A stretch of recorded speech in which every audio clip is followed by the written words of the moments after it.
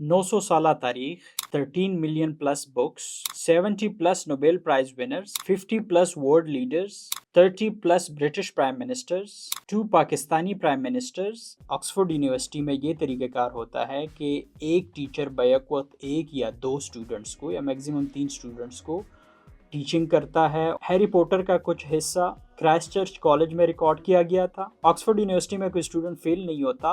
पाकिस्तान के इमरान खान, वो भी ऑक्सफोर्ड के ग्रेजुएट है। पाकिस्तान से किसी बच्चे ने जिन्होंने एफएससी की है और वो वहाँ पे एडमिशन लेना चाहते हैं, सो वो भी एसएटी जो एडमिशन टेस्ट है उसमें 1500 प्लस स्कोर उनको करना पड़ेगा, तब जाके वो क्वालिफाई करेंगे उसके एंट्री टेस्ट के लिए। अगर 100 बच्चों ने अप्लाई किया है उसमें सिर्फ 17% यानी कि 17 बच्चों को वहाँ पे एडमिशन मिलती है डिफरेंट कोर्सेज में। आपके पास फंड्स की कमी है, वसाइल की कमी है, सो वहाँ पर बहुत सारे स्कॉलरशिप है। क्या आप जानते हैं दुनिया में ऐसी यूनिवर्सिटी भी है जहाँ पर 900 साल से तालीम दी जा रही है? एक ऐसी यूनिवर्सिटी जहाँ पर 70 plus Nobel prize winners, 30 plus British prime ministers, 50 plus world leaders निकले हैं, जिसकी लाइब्रेरी में मोर देन 13 मिलियन बुक्स हैं। ये है ऑक्सफोर्ड यूनिवर्सिटी और सबसे ज़्यादा बाअसर यूनिवर्सिटी। आज हम आपको लेके चलेंगे इस हैरत अंगेज दरसगाह के सफ़र पर। ऑक्सफोर्ड यूनिवर्सिटी का क़याम रखा गया था सन 1096 में ऑक्सफोर्ड के मकाम पर, जो कि इंग्लैंड में वाक़या है। इस यूनिवर्सिटी में जो करंट स्टूडेंट स्ट्रेंथ है वो 26,000 के लगभग है, जिसमें 12,500 अंडर ग्रेजुएट्स हैं और 13,500 पोस्ट ग्रेजुएट्स हैं। ऑक्सफोर्ड यूनिवर्सिटी में मोर देन 250 डिग्रीज ऑफर की जाती है। यहाँ पर प्रोफेसर्स की तादाद 605,000 प्लस है। वर्ल्ड यूनिवर्सिटी रैंकिंग में ये हमेशा से टॉप 3 में ही रहती है। ये सिर्फ एक यूनिवर्सिटी नहीं बल्कि इल्म का ख़जाना है।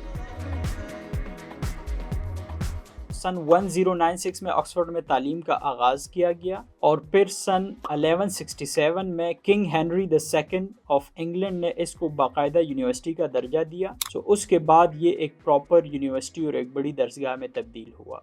इससे पहले इंग्लिस्तान में लोग जाया करते थे, फ्रांस में यूनिवर्सिटी ऑफ पेरिस, वहाँ पे जाके पढ़ते होते थे, लेकिन जब इंग्लैंड और फ्रांस के बीच में कुछ सियासी तनाव आया, सो वहाँ के उस वक्त के बादशाह ने लोगों पर पाबंदी आयद की कि आप फ्रांस नहीं जाओगे और यहाँ पर हम आपके लिए ये यूनिवर्सिटी इस्टेब्लिश करेंगे और आप यहाँ पे पढ़ेंगे। सो प्रॉपर यहाँ पे फॉर्मल यूनिवर्सिटी का आगाज़ सन 1167 में किया गया। फिर सन 1209 में ऑक्सफोर्ड यूनिवर्सिटी के स्टाफ और स्टूडेंट्स में आपस में दो ग्रुप्स में एक बहुत बड़ा तनाज़ा हुआ और उस तनाज़े के नतीजे में एक ग्रुप ने जाके कैम्ब्रिज यूनिवर्सिटी की बुनियाद रखी और वो भी आज दुनिया की बड़ी यूनिवर्सिटीज़ में शुमार की जाती है। फिर सन 1600 में यहाँ पर ऑक्सफोर्ड यूनिवर्सिटी, जो ऑक्सफोर्ड की इंग्लिश डिक्शनरी है, उसकी बुनियाद रखी गई, जो कि आहिस्ता आहिस्ता उस पर काम करने के बाद और उसके डिफरेंट एडिशंस आने के बाद सन 1938 में जो आज हम ऑक्सफोर्ड की इंग्लिश डिक्शनरी देखते हैं, सो इसका आगाज़ हुआ था ऑक्सफोर्ड यूनिवर्सिटी में सन 1600 में और जाके कंप्लीट हुआ है सन 1938 में। इसके बाद नोबेल प्राइज़ जिसकी शुरुआत हुई थी 1900 में, सो 1903 में ऑक्सफोर्ड यूनिवर्सिटी के एक तालिब इल्म जिनका नाम सर रोनाल्ड रॉस था, उन्होंने नोबेल प्राइज़ इन मेडिसिन हासिल की। सर रोनाल्ड रॉस वो थे जिन्होंने सन 1897 में ये दरियाफ़्त किया था कि जो मलेरिया है, जो एक मूज़ी मरज़ उस वक्त था और आज भी तकरीबन उसी तरह से है, लेकिन आज उनके इलाज है, सारा कुछ है। ये इलाज और इसकी जो वजूहात थी, ये सर रोनाल्ड रॉस ने 1897 में दरियाफ़्त किया था कि बेसिकली मलेरिया जो फैलता है ये एक मच्छर की वजह से फैलता है, जिसके बाद मलेरिया को रोकने और इसके इलाज के तरीक़ेकार को दरियाफ़्त किया गया। 1903 में ऑक्सफोर्ड यूनिवर्सिटी के तालिब इल्म सर रोनाल्ड रॉस को नोबेल प्राइज़ का इनाम दिया गया उनके इन खिदमात की वजह से। फिर 1920 से पहले यहाँ पर औरतों की तालीम नहीं थी, फीमेल एजुकेशन नहीं थी। 1920 से ऑनवर्ड प्रॉपर यहाँ पे इसको चैनलाइज किया गया और एक फॉर्मल गर्ल्स एजुकेशन को यहाँ पे इंट्रोड्यूस किया गया। اگر ہم اس کی تدریسی خصوصیات کے بارے میں ذکر کریں تو اس میں پہلے نمبر پر جو چیز آتی ہے وہ ٹیٹوریل سسٹم ہے، جس میں بجائے اس کے جس طرح عام یونیورسٹیز اور کالجز میں ہوتا ہے کہ ایک ٹیچر بڑے بڑے ہالز میں مور دین 40-50 پلس اسٹوڈنٹس بیٹھے ہوتے ہیں اور ان کو ٹیچ کرتے ہیں، سو اس کے بجائے آکسفورڈ یونیورسٹی میں یہ طریقہ کار ہوتا ہے کہ ایک ٹیچر بیک وقت ایک یا دو اسٹوڈنٹس کو یا میکسیمم 3 اسٹوڈنٹس کو ٹیچنگ کرتا ہے. ان کے پراپر جس طرح گروپ ڈسکشنز ہوتے ہیں جس میں اسٹوڈنٹس کو زیادہ ٹائم ملتا ہے اپنی ٹیچر سے انگیج کرنے کا، ان سے مختلف معلومات لینے کا، اور جو بھی ان کے ذہنوں میں سوالات آتے ہیں اس کے انسٹنٹ ان کو جوابات ملتے ہیں. سو یہ آکسفورڈ یونیورسٹی کی ایک نمایاں ایجوکیشن کے حوالے سے ایک نمایاں کریکٹرسٹکس ہے. ایجوکیشنل کریکٹرسٹکس میں یہ ایک نمایاں کریکٹرسٹک ہے جو کہ اس کو منفرد بناتی ہے دنیا کے باقی تمام یونیورسٹیز سے. پلس آکسفورڈ یونیورسٹی میں مور دین 250 ڈگریز آفر کی جاتی ہے ہر سال. مور دین 50 ڈپارٹمنٹس ہیں جس میں ہر سال مور دین 250 کورسز آفر کی جاتی ہے. آکسفورڈ یونیورسٹی مشہور ہے اپنے آکسفورڈ یونیورسٹی پریس کے حوالے سے، جو دنیا کا سب سے بڑا تعلیمی بک پبلشر ہے، جو 60 پلس زبانوں میں کتابیں شائع کرتا ہے. سو اگر ہم بات کریں آکسفورڈ یونیورسٹی کے انٹرسٹنگ فیکٹس کے حوالے سے، سب سے پہلے فیکٹ اس میں 900 سالہ پرانی جو لائبریری ہے آکسفورڈ یونیورسٹی کی،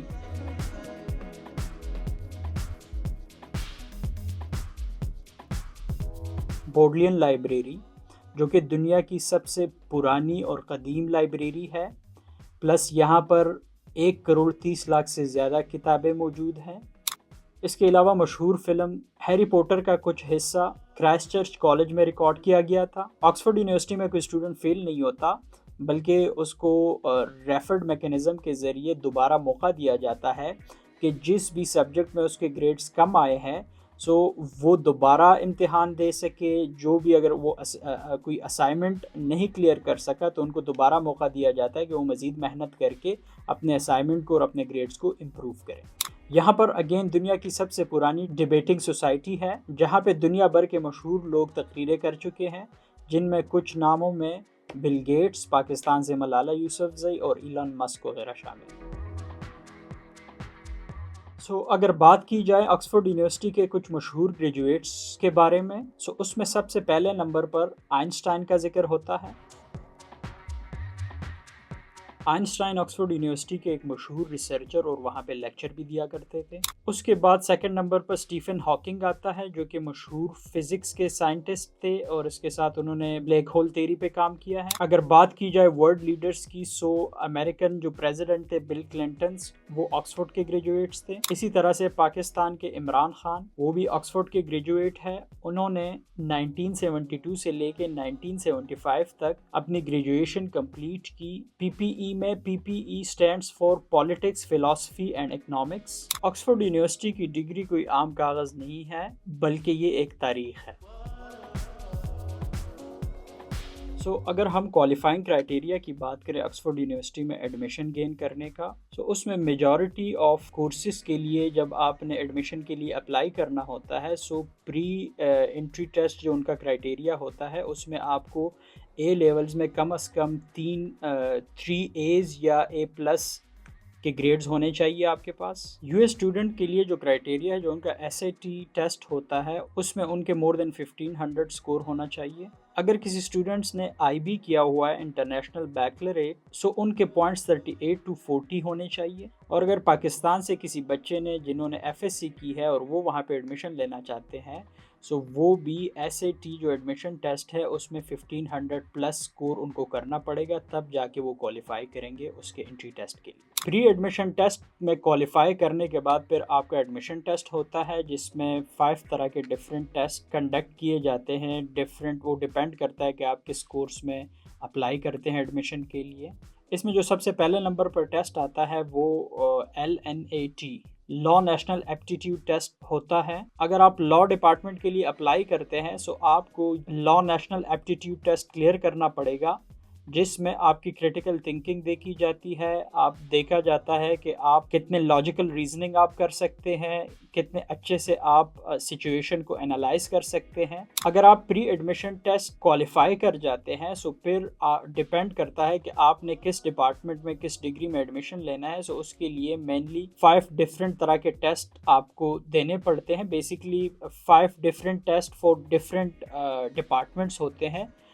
مثال کے طور پر اگر آپ نے لاء کی ڈگری کے لیے اپلائی کرنا ہے سو آپ جو وہاں پہ ٹیسٹ دیں گے وہ ٹیسٹ کہلاتا ہے لاء نیشنل ایپٹیٹیوڈ ٹیسٹ, جس میں آپ کی کریٹیکل تھنکنگ, آپ کے جو لاجیکل ریزننگ ہے, آپ کی انالائزنگ سکلز ہے, اس کو بیسکلی پرکھا جاتا ہے اس ٹیسٹ میں. اس کے بعد پھر جو سیکنڈ ٹائپ کا ٹیسٹ ہوتا ہے وہ ہوتا ہے بایو میڈیکل ایڈمیشن ٹیسٹ.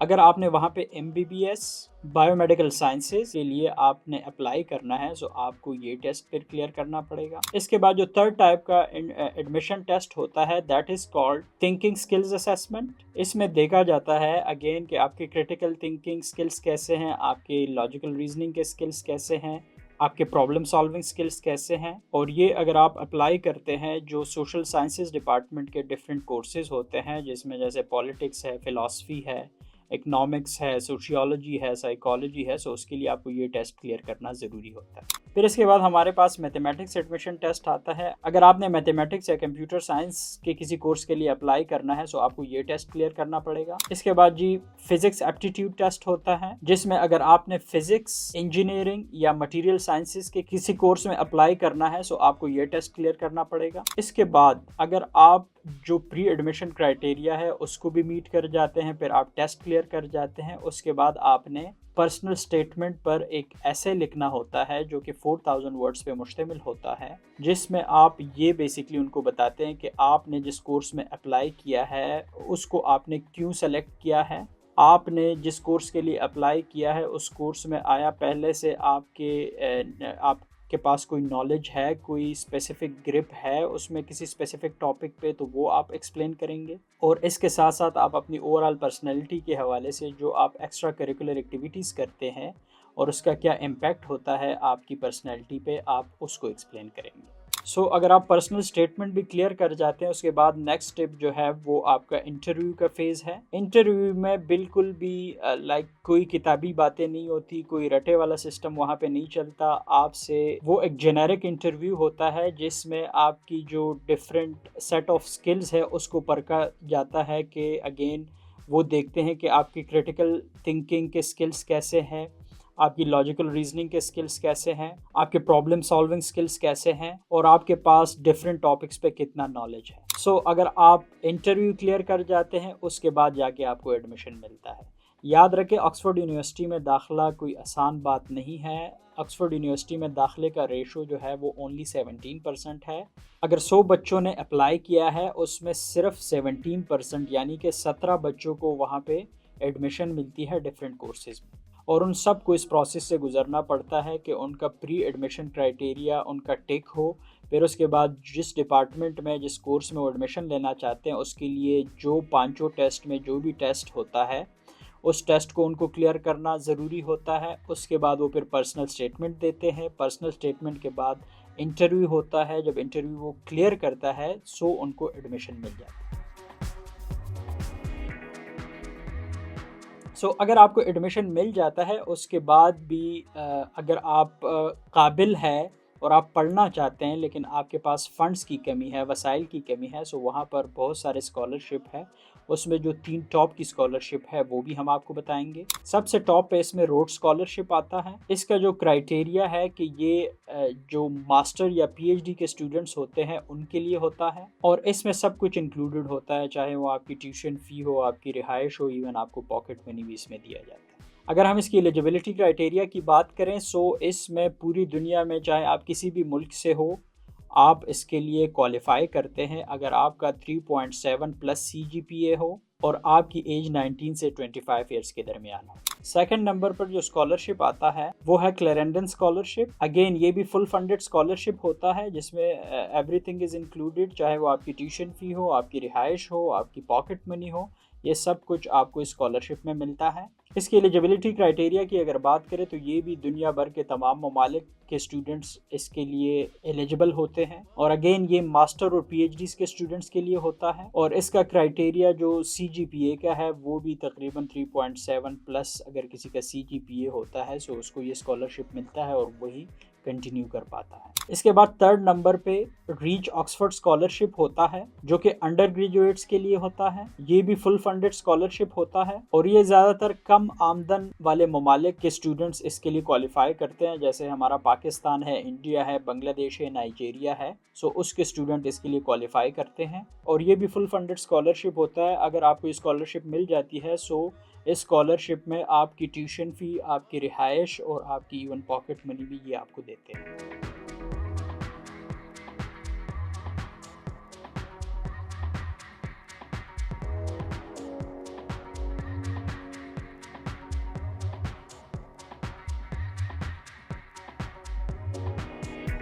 नौ सौ साल तारीख, 13 million plus books, 70 plus Nobel prize winners, 50 plus world leaders, 30 plus British prime ministers, 2 Pakistani prime ministers, Imran Khan and Benazir Bhutto. Oxford university महज एक तालीमी इदारा नहीं है बल्कि एक तारीख साज जगह है। क्या आप भी ऑक्सफोर्ड यूनिवर्सिटी का हिस्सा बनना चाहते हैं? अगर हाँ तो अभी से मेहनत शुरू करें। अपने जिस भी क्लास में आप पढ़ रहे हैं, अगर आप 9th-10th में हैं उसमें भी खूब मेहनत करें, अपने ग्रेड्स को इम्प्रूव करें। फर्स्ट ईयर सेकंड ईयर में है, A लेवल्स में है, तब भी अपने ग्रेड्स को इम्प्रूव करें और टारगेट करें कि आपने ऑक्सफोर्ड यूनिवर्सिटी में ही एडमिशन लेना है। और अभी से उसके जो pre admission test qualifying criteria है उसको भी मैच करना शुरू कर दे। फिर जो जिस तरह के वहाँ पे टेस्ट कंडक्ट किए जाते हैं उसके लिए भी रिसर्च करें, कंटेंट ढूंढे, उसकी भी तैयारी करें। उसके बाद जो पर्सनल स्टेटमेंट आपने देनी है इन द फॉर्म ऑफ एसे, उसकी भी अभी से तैयारी करें। और उसके बाद जो फोर्थ स्टेप है, जो आपका इंटरव्यू होता है, उसके लिए भी आप डिफरेंट कंटेंट देख सकते हैं, उसकी भी अभी से तैयारी करें ताकि आपको ऑक्सफोर्ड यूनिवर्सिटी में एडमिशन मिले और आप अपनी ज़िंदगी में एक कामयाब इंसान बन सकें। वीडियो पसंद आई तो लाइक करें, शेयर करें और हमारे चैनल को सब्सक्राइब करें ताकि हम आपके लिए इस तरह के मज़ीद कंटेंट के साथ नेक्स्ट वीडियो में हाज़िर हो सकें। तब तक के लिए अल्लाह हाफ़िज़।